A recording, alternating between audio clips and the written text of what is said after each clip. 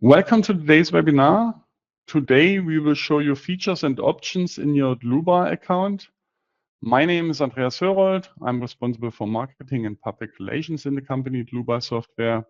For instance, the German and English webinars, technical content of the website, customer projects, and so on. I will be the moderator today and I will answer your questions during the webinar. Lukas Sühnel, my colleague, he will be the presenter. He's responsible for the development of RFEM, especially for the development of the interfaces from RFEM and RSTAR to other programs. And he works also in the customer support team. Then I say something how you can ask questions. At first, I switch off my camera that you can see the full screen. And just press the button with the question mark, enter your question in that field, press send, and I will receive your question and I will answer you. Okay, that's for the moment all from my side. I hand over to Lukas. Lukas, you can start. Andreas, thank you for the introduction. I will continue with the content. In the beginning, I want to explain the main reason why you need a Dlubal account. Afterwards, I will show you further options for users. And in the last chapter, I will explain additional features for company admins. So let's start directly. Why do you need a Dlubal account? It's the main question. And it's quite simple. You need it to use RFEM 6, RSTAR 9, so basically our new software solution. Why is that so? Well, with RFEM 6, RSTAR 9, our section, and so on, we changed the licensing system. We are now using online licenses. That means online licenses means you need access to the internet. And it's, let's say, relatively simple setup. On our side, there is a license server. On that license server, we are saving information about the companies, the users of these companies, and which licenses they have bought, basically. If you type in your login credentials, the license server will know who you are, and he will give you access to the licenses of your company. This is what I'm going to show now. I have RFEM 6 up and running here, currently in the demo modus. And now I want to log into my account. This is a fake account here I just created for the webinar, lucasschneider@solutions.com, and I will type in my password. And now I have access to the license manager on the top right side. And as we can see here, this company has 2 licenses, a steel design license with RFEM 6 on it, torsional warping, stress strain analysis, steel design and steel joints, as well as our section, and a second license, which is a mixture between concrete and steel design add-ons. It's quite easy to select a license or to choose a license. You simply select it here in the drop-down list, press OK, and you have that license. You can easily switch around by just selecting another one, and then you have another one. Obviously, this is only possible if the license is free. That means nobody is using it. If somebody is using it, it will be mentioned here, as it's the case for my account. Yeah, you can see license 1 is used by Lukas Schneider, and so we can't pick that. But at least you know who is using the license. And you can contact him and ask if you can use it for a moment, for example. So what else? If you select a license, it will be assigned to you for the next 24 hours. So if you select a license, you press OK, and for some reason the internet crashes, you can still continue using RFEM 6 for the next 24 hours.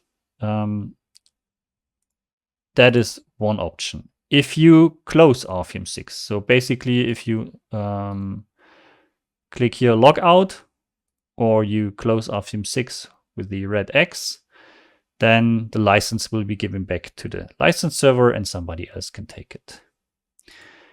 There's another scenario. Let's imagine you're on the construction site. For some reason, there's a bad internet connection and you want to borrow a license for a longer period of time. Then you can do that as well. You can click on the calendar here, this calendar icon. You can select, I think, up to 30 days, or you can borrow it up to 30 days. You just click on the date, you press OK, and then this license is, let's say, locally saved on your PC for the next days, basically. The license will be given back to the license server automatically after that period of time. Or if you want to give it back earlier, you have to hit that little icon here. There is, by the way, no way for us or the company admins to give this license back. So if you're borrowing it and you're not giving it back, and let's say somebody else wants to use it, he can't. It is fully up to the user who borrowed it to give the license back. Yeah, if you have issues with that, you can try to contact our support, but in general, you can imagine if a PC borrowed a license, then he's going offline. There is simply no way to give this license back to the license pool. Yeah. Yeah. So this is basically how you, or let's say most of the users, use their Dlubal account, and it's okay, of course. Anyhow, today I want to show you additional options of this Dlubal account. And how do you get access to your Dlubal account? Well, there are two ways. One would be the Dlubal Center. So if you open the Dlubal Center, on the top left side, you have your an icon called Extranet, My Account. And this is basically your Dlubal account with a lot of features like tabs on the top. Oh, wrong language. I will change that in a second. And also on the left-hand side. The way I want to show you the account is, however, via the web. So I will switch to my Internet Explorer, and I am on the Dlubal website here, dlubal.com. By the way, in English, sorry for that. And I can log into my account via this little icon here. I just pick my login credentials, email, and my password, and I log in. And you can see it looks similar to what I showed you in the Dlubal Center. We have a couple of tabs here, which we will go through in this webinar, and in each tab we have also some chapters on the left-hand side. The first one is My Messages. Well, it's an extranet messages, so this is basically 100% only messages about new versions. So whenever we release a new version, you will get a little message here. So far, so okay. Received newsletters. Well, it's quite empty because this is a fake account. I created only for the webinar. There are not many newsletters assigned to this account. But if we would go into another account, for example, my personal account, and I go here into received newsletters, then you can see a longer list. You can change the pages or increase the amount of items per page. I think this is easy to understand. And then if you are interested in a specific newsletter, you can simply open it via this link at the end. So yeah, that's a little bit of pity because I'm a German user, so it's showing up in German language. Anyhow, get the latest news about Dlubal. One topic is, for example, our new Dlubal community. It's like a forum where users can ask questions, where users can interact, and we are, of course, also active there. This newsletter gives you information about new features, new videos, customer examples, latest webinars, and also like the next events where we will participate. That is basically all I want to show about my messages. So I go back into this fake account now, because now I want to show my data. And yeah, this is my user data. So basically here a user can change his contact details and I don't know, phone, email salutation, whatever you want, you can change it here. You can change your password here, of course. Yeah, that is maybe an important thing. Let's say you get a new account from your company admin and you want to use your own password. That is where you can change it. There are more settings which are grayed out for the user, and it's something that the admins can modify, and I will talk about that in the chapter where I explain the admin features. What else do we have here? We have the API keys here. What is an API key? An API, so basically there is an API for Dlubal, like a programmable interface. So where you can use, I don't know, Visual Studio Code or any other tool like that to create a little code, and you can write data into Orpheum via this external code, or you can read information out of Orpheum with your own code, and to get access to Orpheum, you need an API key. You can create your own API key here. Every user can do that. And there's also the possibility to create multiple API keys, as you can see here, project 1, project 2. That is good for, let's say, if you are having different projects where you are using the API, and you maybe are interested in statistics, so how many requests, this is basically the unit that we're using, how many requests you used for project 1 or project 2. You later in the API and Cloud tab, you get statistics about that.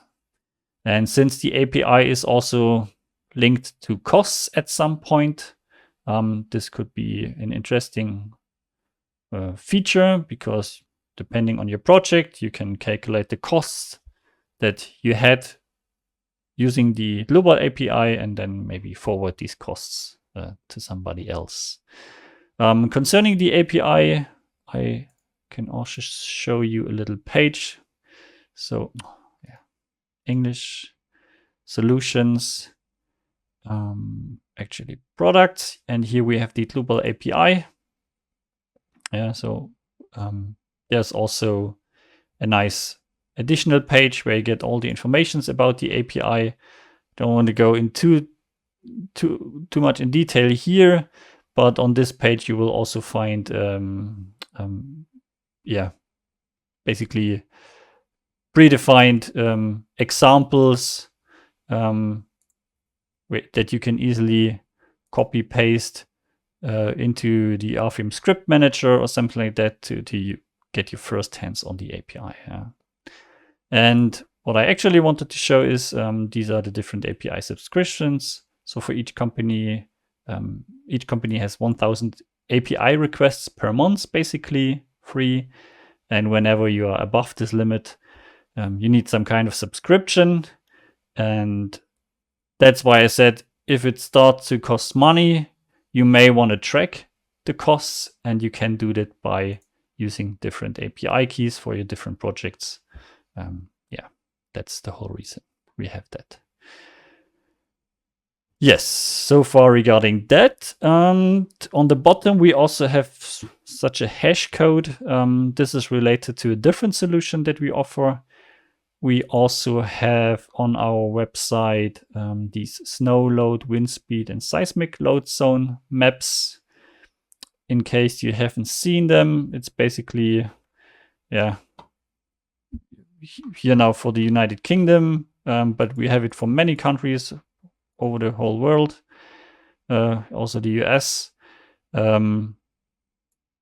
Guess it's still loading. Yeah. So, and this snow zone, wind zone, seismic zone map simply gives you the snow load, ground snow load, for example, depending where you are located. So you can click on this map, you can zoom in and so on, and select your building location, and it will give you, in that case, the ground snow load. It is also possible to use these maps via an API. Yeah, so you don't have to do that manually. You can also do it via an API, and this hash code is something you need for that. So there are frequently asked questions about how to use the API for these load zone maps, and one information is that you need the hash code, and you can find it here. Yes, so far regarding my data and my user data. There's another chapter called My Online Courses. I don't have any here, but we are offering different online courses where you can get additional knowledge about the steel design, timber design, concrete design, I think seismic design as well, and of course basic RFIM 6. And if you participated on one of these trainings, then they will show up in here. Yeah, so far regarding the second tab, My Data, let's continue and jump directly into the company. And these are now mostly just informations for the user, nothing he can do.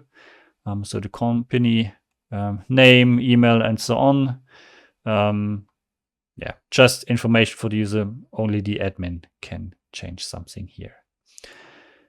You have also access to the service contracts. So in case this company would have any basic or pro service contract for any of the add-ons or programs, it would be displayed here.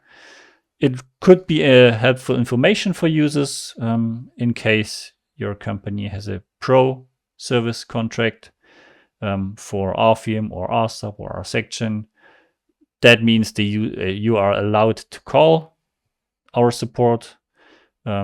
If it's only a basic service contract, emails should be used for the communication.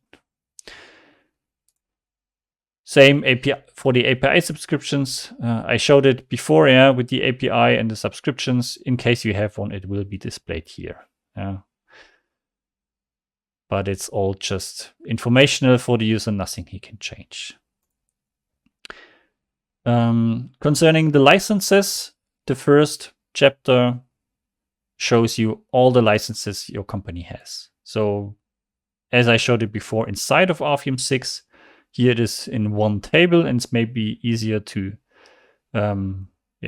understand. Yeah, we have 2 licenses, and you can see for each license which add-on is assigned to it. Of course, you get this information also inside of RFIM 6, but then you have to switch between the licenses to see what you have. So this is easier to understand here. Licenses itself, nothing too specific for the user here. You can see again the different licenses that are currently borrowed. In my case, you can see here license 01 is borrowed by myself, by this Lucas Schneider. But again, you get this information as a user if you are logged into RFIM. Yeah, you can see who is using which license, so you don't have to use the Dlubal account for that. Okay. Authorization files for download, RFIM 5, RSTOP 8, and so on. So in case your company also had Dlubal licenses for the old product generations, the licensing worked a little different. You needed authorization files for these hard locks and soft locks, and you can download them here, basically. That's a download link. Yeah, I guess nothing more to say about that. License sessions, it simply shows the current session here again, and authorizations. That is, again, a list of add-ons and programs that your company has, but yeah, it doesn't really help for regular users. Okay, products to download. I think this is also easy to understand in the beginning. So here you will find the download links for your recent versions. There, it's divided into new generation, R20. So here we have the download link for the latest rFIM6, rStop9, rSection, and rWind version. Yeah, just click on the link and the download will start. If you are interested in the current rFIM5, rStop8, and so on, download link, so from the old generation, click into the R19 tab here, and you have the download links to the latest versions for rFIM5, rStop8, and so on. If you are looking for an older version, you can go into the next chapter, older versions to download. Again, divided between the new generation rFIM6 and the old generation R19. So for the new generation, you can find the latest version for each main version. So we have these different version numbers, 601, 602, 603. This is usually a bigger jump. And then for each of these main versions, we have additional subversions, let's call them that way. And here in the download list, you will always find the latest version of this main version. Yes, so far regarding that, and also regarding the old generation. The remaining tables are again just, let's say, information-wise interesting. You can see all the products that we offer for the new generation and the old generation. You can see the prices. But honestly, in case of prices, I would basically contact the sales team here of Dlubal. For the user, I guess it's not so interesting. This information can also be found on the web shop on our website. So yeah, just some lists with information. All right. So far regarding products to download. Now let's go into the development tab, which is a bit more interactive. And the development tab is divided into features, bugs, and update reports. So it's mostly about update reports and feature wishes, as you will see in a second. So the first one is the features list. And you can see here implemented features for rFIM6, rStop9, and so on. So these are basically the update reports for the new generation. rFIM6, rStop9, and so on. Now let me try to change something. Preferred language, sorry for that. Save. I hope it will this. It is English. Probably because no, it's English now. That's good. Okay. So you can see here the update reports for rFIM6, and you can see them for various versions. So the first column here is the version number, and then also, let's say, the name of the update report as a subject, and some additional filters. Let me explain it a bit, how you can handle these tables. So if you are interested in a specific version, you can use this drop-down function, and you can say load values, for example. Then it will load all version values, and you can select the version you're interested in. So update reports, of course, for each version, and then only those reports will be shown. If you click on this little reset filter, you're back to the full list. If you're looking for a specific topic, maybe via a name, then you can use the subject here. You can either say search, again, drop down and search, or you just double click on it, doesn't matter. And if you type in, for example, wind, all update reports that have wind in the subject name will be shown.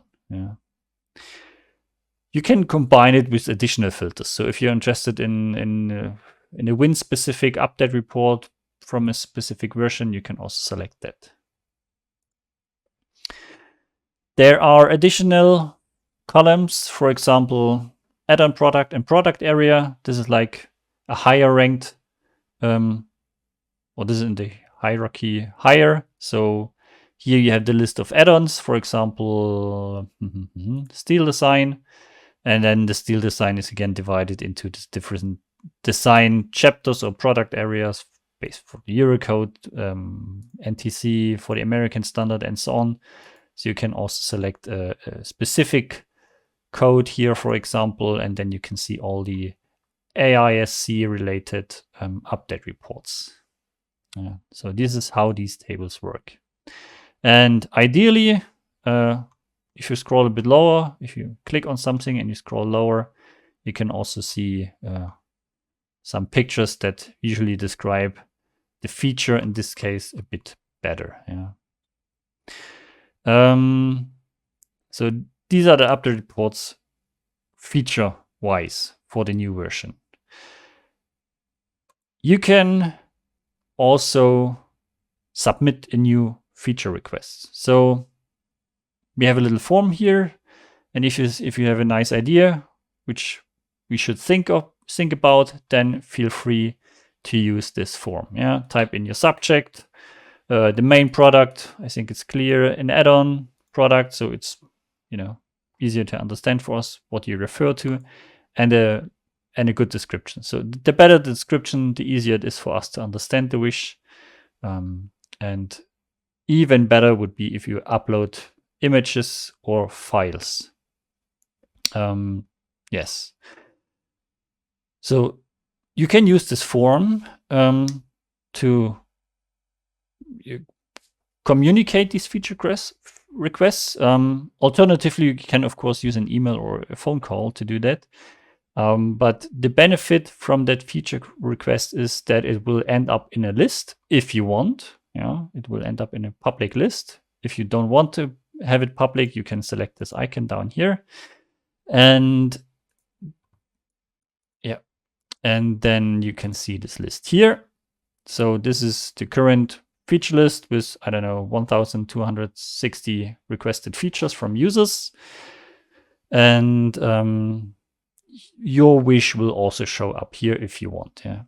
And the good thing is that you can follow the status of your feature wish via this table. Either the public global table or your personal feature table, but since this account didn't create one, there's nothing to see here. So let's use the global list. And so these are all the publicly wished feature wishes in different languages, French, German, English, whatever you prefer. And we have different statuses for them. The first status is submitted. This simply means, it was submitted to us and nobody from our side looked at it so far. Another status, or the next status in line, would be user story created, for example. That means your feature is interesting for us. It fits to our logic, let's say. And we can think of implementing that in future. So we create another feature request on our side, and we link it to your feature request. So user story created means we like the idea. If it will ever come into the software, we don't know, but we will document it also on our development related side. If the feature has a lot of similar, or if this feature was requested by many other users, or we think it is really a valuable implementation, we will of course tackle this this request, and we will create to-dos. So when we create to-dos, it means the programmers will be informed what they have to do, and we do that by creating so-called to-dos. And if this feature has the status, we will also assign it here. So to-do created means we will work on your feature in the near future, most likely. Then it will switch into progress once this work started. And if it was built in, we have a similar status for that. It could be that you are requesting also features that already exist. Well, then we will assign this status here. Or in case your requested feature is actually a bug, can happen, then we will use bug created. These are the main statuses. It could also be that your feature will be cancelled. It can have different reasons. Maybe the logic you request is simply not fitting to our software, or there was already a decision against such a feature, then we will of course set it also to cancelled. Please don't take it personally. We just try to keep it clean as possible, and of course we want to be honest here as well. All right, so that is how you can, or that is a way where you can submit your own feature requests. Now that is all about the features. We have a different chapter for bugs, and it starts with the same list. So these are the fixed bugs depending on the version. So it's also like, it's basically also related to the update reports, but this here is about the bugs. The other one was about the new features, with the same logic, with the same filters and so on.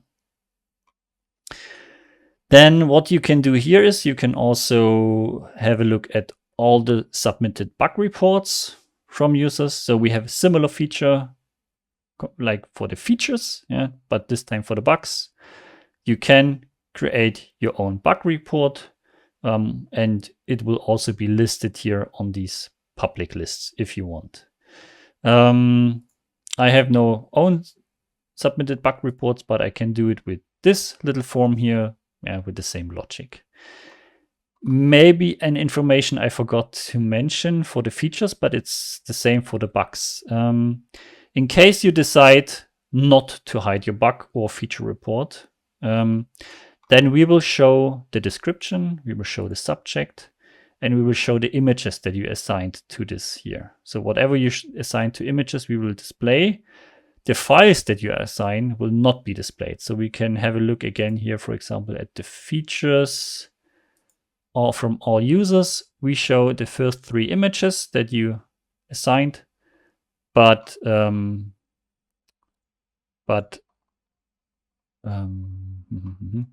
no files. So files won't be, are not available to the public. So maybe that's also important to share. And concerning the statuses, well, this is similar to the features. Okay, and the last chapter here is the update report for the outdated products, basically for the old generation, RFIM 5, RSTOP 8, but also much older. You can find these reports down here. So if you're interested in the update reports for RFIM 53801, then this is where you can find them. And with the filters, again, you can go back to basically the beginning of RFIM, where it was based, where it was like DOS based in the command line environment, and we have all the updates reports here from each version. Okay, so far regarding the development. And now let's switch to the GeoZone tool. I showed it before, these load zone maps. This tab here will simply show you where you clicked. It's like a history of your clicks, and that's all basically. Let's switch to the last chapter, API and cloud. It's divided again into cloud calculations, API 2, and the billing. Concerning cloud calculations, I haven't mentioned that before, but you are able to run a calculation in the cloud. So let me create a new file here in RFIM really quickly. So doesn't matter, just want to show the icon. So imagine you have a really big structure, and this is usually what you would use it for. You have a big structure in RFIM and you want to calculate it. You can do it locally on your PC, or you can send this file into a cloud, and then it will be calculated on a server basically. If you decide to use a cloud, then you can select the PC here. We have different options related to the amount of cores, the working memory, and so on. And you can also see how many credits per minute it would cost. So to use this feature, you need credits. And you can buy these credits on our web shop, or if you contact the sales. Yeah, this is how it's working in general. Why would you use such a cloud calculation? Well, if you have a really bad PC, then this could be an option to increase the calculation time. That's one option. Or if you say, well, actually my PC is good, but while the calculation is ongoing, because it takes, I don't know, an hour or 2 hours or whatsoever, my PC will be usually quite slow if I do it locally. But I can still work on something else while the calculation is ongoing. Then you could say, okay, I send the calculation into the cloud. I have my full PC power for another project, and you continue working locally. Yeah, so that could be another way why you would use such a calculation in the cloud. And if you did such a calculation, you can see it in the Dlubal account here. Yeah, cloud calculations. You can see the current status of it. In my case, it was already completed successfully a couple of days ago. But if you have a calculation ongoing, then you can always see here the current status of it, if it is in progress or whatsoever. And you can also find the file here. So yeah, you send it into the cloud. It will be calculated there. It will be basically saved there. And here you have then the download link to download this calculated file. Yeah. Okay. Wait, is this my? Yeah, this is a user's login. Then cloud calculations company. So in case somebody else from your company would do a cloud calculation, you would also see it here. So let's say your colleague run this calculation and you need now the results, then you can also download it from this list here. Virtual machine sizes. Well, this is again an information about different machines that you can choose from, the credits and so on. Now concerning the API, I mentioned in the beginning under, I think it was my data, that you can create multiple API keys. And you can see those keys here again. Yeah, let's say one key for each project. And under, I think, API sessions my, yes, you can also see how many requests were used by the specific key. So project 1 needed 27 requests, project 2 9 requests, let's say. Yeah. So this table you could basically export and then do your billing based on that. Yeah? And to export this table, you can hover your mouse over this little header and you will find this icon here, export data. And then you can export it into Excel, for example.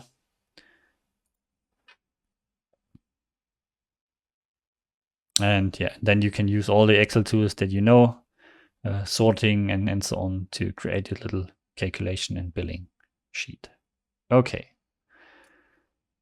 Yes, so that is maybe also an interesting feature for you. Okay. You can also see which API requests you used for that. Yeah, API requests my. This is overall a general list of API requests that you used.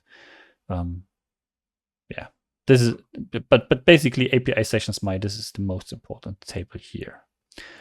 And concerning the billing, you have an overview about the credits, and those are the credits for the cloud calculation. So this company here had 100 credits available for cloud calculations, and it used 2.7 credits. So this is what's remaining basically. Yeah.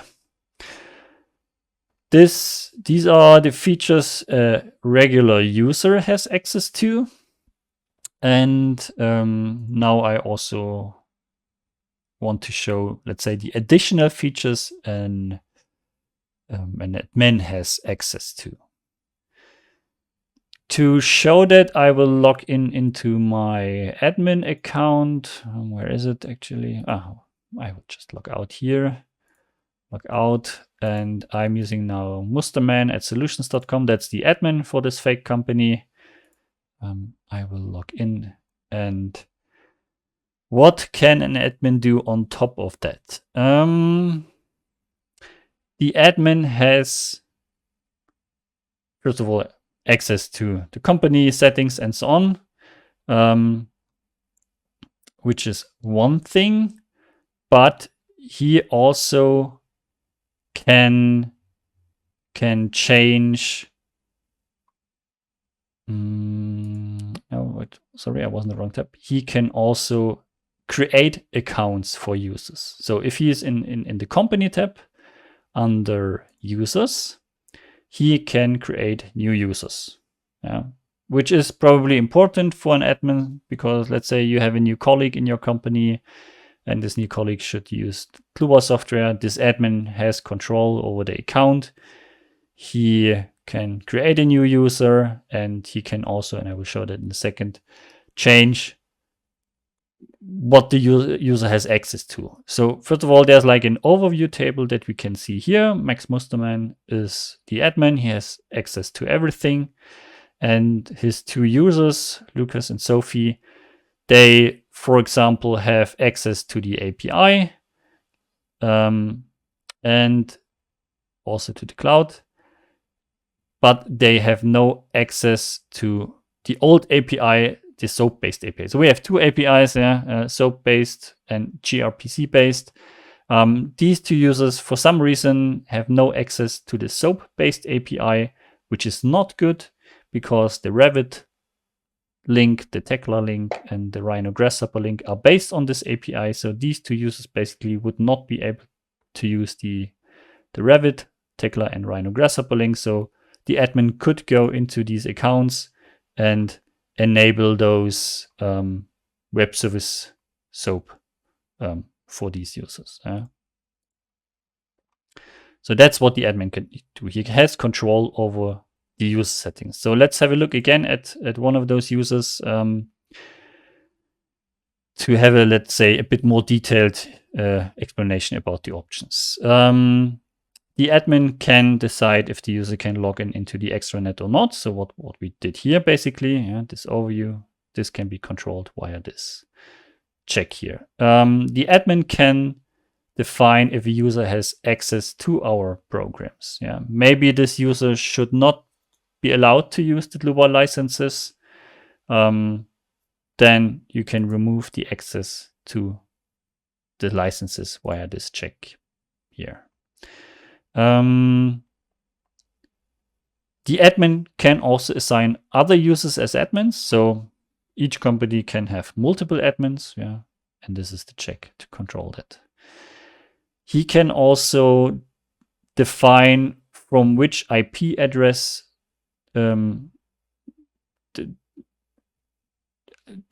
users can, or the users are allowed to log in to Rfume 6. So maybe you want to define that only users that are in the office building have access to our programs. Then you can enter here the IP address or the range, and how you can do that, this is given here on the right hand side. Here are some examples how to do that.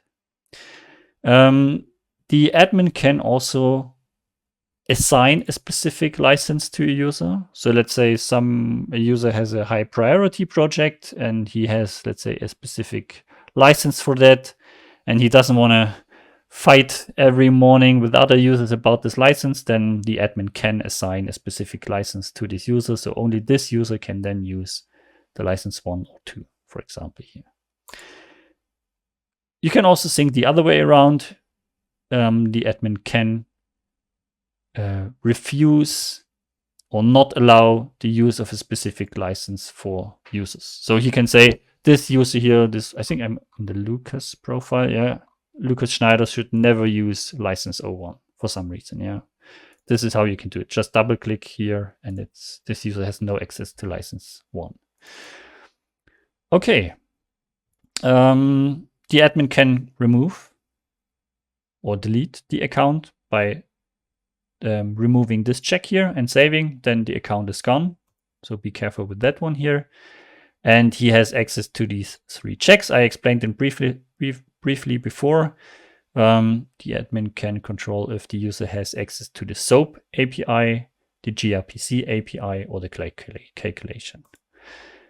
Cloud calculation, yeah, imagine you have like 100 credits because you have a specific user who should test the cloud calculation, and you additionally have a couple of students or so which are also working in your company, and you don't want them to play around with the cloud calculation. Then you can, for example, remove the access to the cloud calculation as an admin from these users. So this is what an admin can do. An admin can also, adding users, I already mentioned. What can the admin also do? Yeah, he has access to vouchers, for example. So imagine, or no, not imagine, in some instances, at least in the past, we had like vouchers. If you did something, you were able to get a voucher or something like that, and you can use these vouchers when you buy the software. So here you can see these vouchers, and you can probably use them when you purchase something else. So admins can see these vouchers here.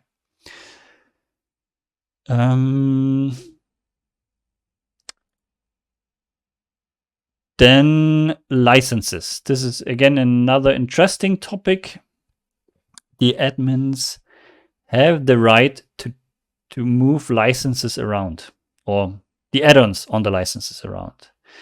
So as you know, we have these 2 licenses here for this company, and license 2 is a mixed license. Yeah, we have RFIM 6 on it. We have concrete design, steel design, concrete foundations. Imagine this user now wants to design also the steel joints, yeah, in his mixed concrete steel project.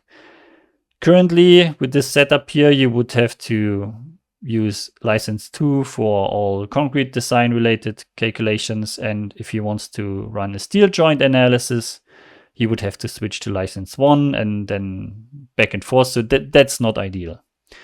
So an admin can change the add-ons, or he can move them around from license 1 to 2 or 2 to 1 in this case. Before he is able to do that, he must make sure that there is no current license session active. So we can't, or the admin can't move the licenses around if there's an active session or active user who's using the licenses. So I will simply log out here, close RFIM, ideally. Now this license session should disappear, right? And now the admin can do that. And he can do it the following way. He goes into licenses, again, licenses, authorization by license. And here he will find both licenses, license 1 and license 2. Yeah? In license 2, he has these concrete, steel, concrete foundation. So license 2 should now also, so license 2 should get access to the steel joint analysis, or design, which is on license 1. So I go into license 1. Here's the steel joint design add-on, and I simply changed it from license 1 to license 2. That's all. If I update this list now, or if I go to license products, I can see, steel joints. I think I forgot to save it. Sorry, one more time. I'm not doing this every day. No, actually, it's gone from license 1, license 2. Yeah, it's steel joints is now on this license 2. So let me see again.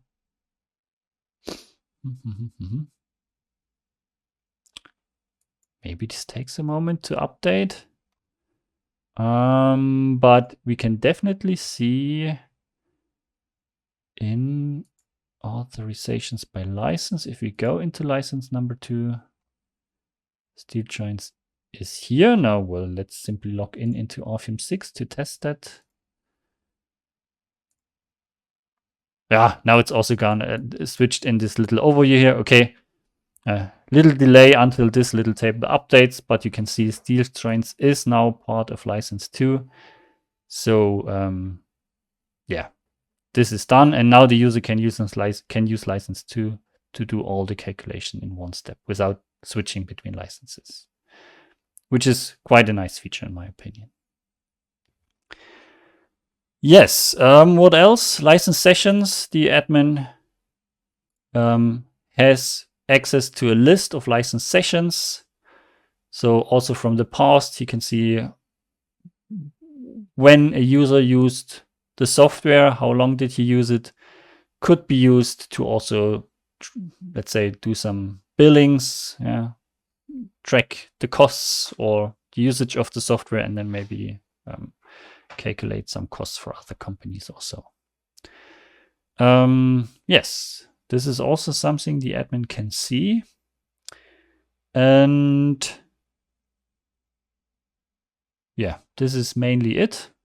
Some more statistics in the GeoZone tool. So he can also see all clicks from the company, not just, so the user can only see his own clicks. The admin can see all the clicks that were done by all the users in the company. Okay. And concerning the API, he can also see all the requests from the whole company. Yeah.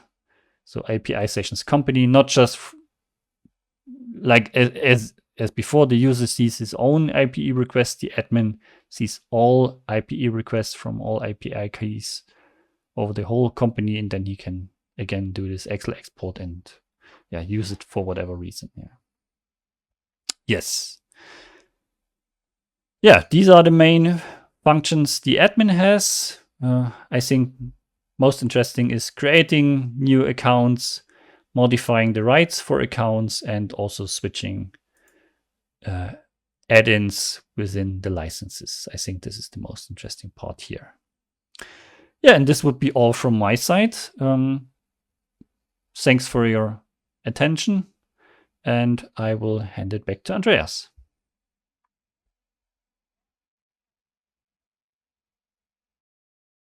Thank you, Lukas, for a nice presentation. I have an additional hint for you. Yeah, you can book our online courses. For example, the AFEM 6 course. That's a course for beginners. The Eurocode 2 course for the reinforced concrete design with AFEM 6.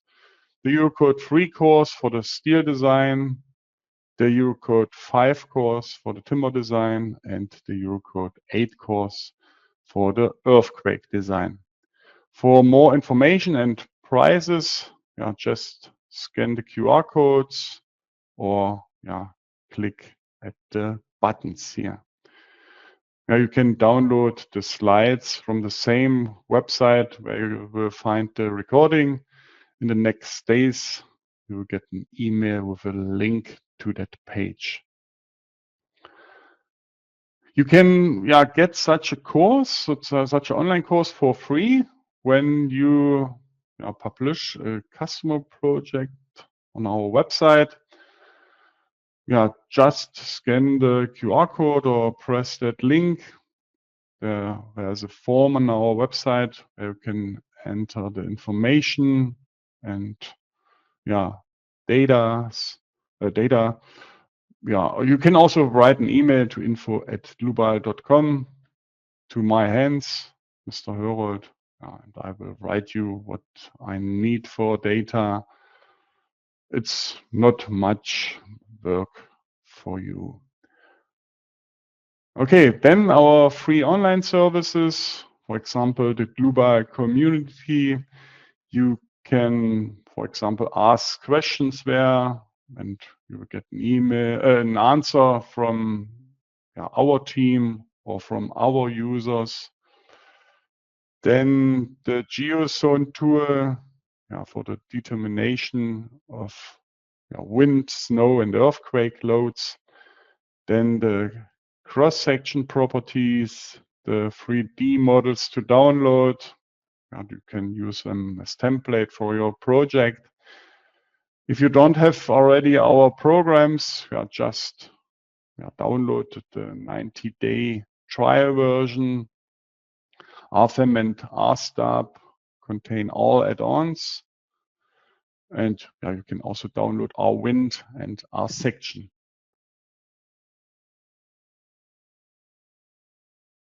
More information can you find on our website, dlubal.com.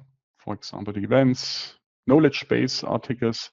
You can ask Mia, our AI assistant, all the time, 24/7, and she will answer you. Okay, that's also all from my side. I thank you for your attention. Lukas, thanks again for your presentation. I wish you all a nice rest of the day. Maybe we meet each other in a future webinar. See you. Bye-bye.